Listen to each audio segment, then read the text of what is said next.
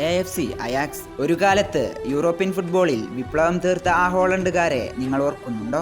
Yohan ക്രൈഫിന്റെ നേതൃത്വത്തിൽ 1971 മുതൽ 73 വരെ തുടർച്ചയായ 3 സീസണുകളിൽ യൂറോപ്യൻ കിരീടത്തിൽ മുത്തമിട്ട ഡച്ച് വമ്പന്മാർ പ്രവചനങ്ങളെയെല്ലാം കാറ്റിൽ പറത്തി തങ്ങളെക്കാൾ വലിയ എതിരാളികളെപ്പോലും മുട്ടുകുത്തിച്ച് യുദ്ധക്കളത്തിൽ വിജയക്കൊടി നാട്ടിയ ചരിത്രങ്ങൾ അക്കാലത്ത് ഉണ്ടായിട്ടുണ്ട്. എന്നാൽ 1995-ൽ ലൂയിസ് വാൻഗാലിന് കീഴിൽ അവസാനമായി UCL കിരീടം സ്വന്തമാക്കിയ അയാക്സ് പിന്നീട് പതിയെ വിസ്മൃതിയിലേക്ക് മറഞ്ഞു തുടങ്ങി.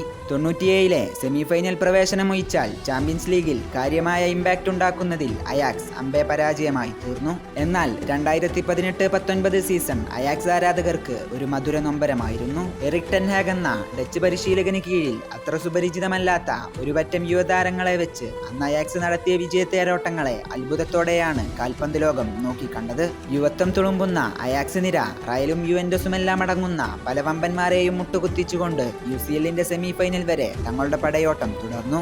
എന്നാൽ സെമിയിൽ ടോട്ടൻഹാമിനെതിരെ ലൂക്കാസ് മോറോയുടെ ഹാട്രിക്കിന് മുൻപിൽ മുട്ടുമടക്കേണ്ടി വന്ന അയാക്സ് നിരക്ക് പിന്നീടൊരിക്കലും ഒരു തിരിച്ചുവരവുണ്ടായിട്ടില്ല.